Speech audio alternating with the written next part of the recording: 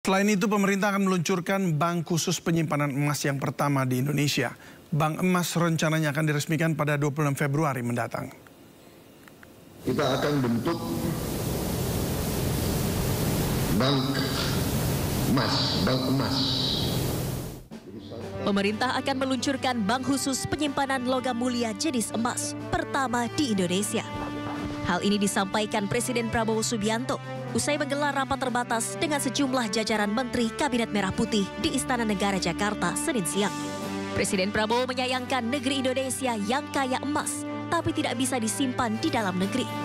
Rencananya bank emas akan diresmikan dalam waktu dekat pada 26 Februari 2025 mendatang. Kita akan bentuk bank emas. Jadi selama ini kita tidak punya bank untuk emas kita. Tidak ada di Indonesia.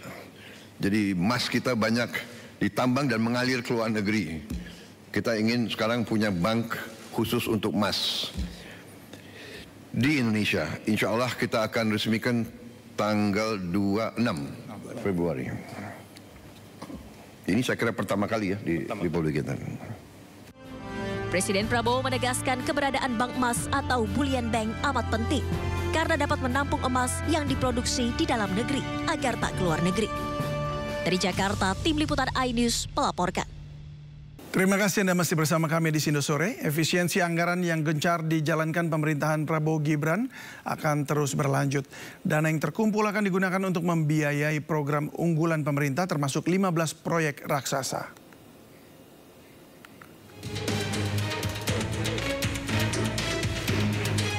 Guna meluncurkan program pemerintah, Presiden Prabowo akan meluncurkan Badan Pengelola Investasi Daya Anagata Nusantara Danantara pada 24 Februari 2025. Danantara akan mengawal 15 mega proyek nasional yang telah disiapkan. Dalam pidatonya di HUT Partai Gerindra, Presiden Prabowo pastikan tidak akan bergantung pada investasi asing. 15 proyek, mega proyek yang miliar-miliar dolar kita mulai tanpa kita minta investasi dari luar negeri. Kita akan wujudkan cita-cita Bung Karno, berdiri di atas kaki kita sendiri. Kita tidak akan minta-minta. Ada yang datang dari luar, hanya bicara bilang, silakan, Anda mau masuk ke Indonesia, kami terbuka. Tapi kita tidak akan mengemis. Selain mengawal proyek raksasa milik pemerintah, Danantara juga akan mengelola sejumlah BUMN. Daftar BUMN yang dikelola Danantara adalah Bank Mandiri, Bank BRI, Bank BNI, PLN, Pertamina, Telkom Indonesia, dan Min ID. Presiden Prabowo pun mengajak presiden sebelumnya untuk menjadi pengawas Danantara. Aset awal Danantara sebesar 14.000 triliun rupiah.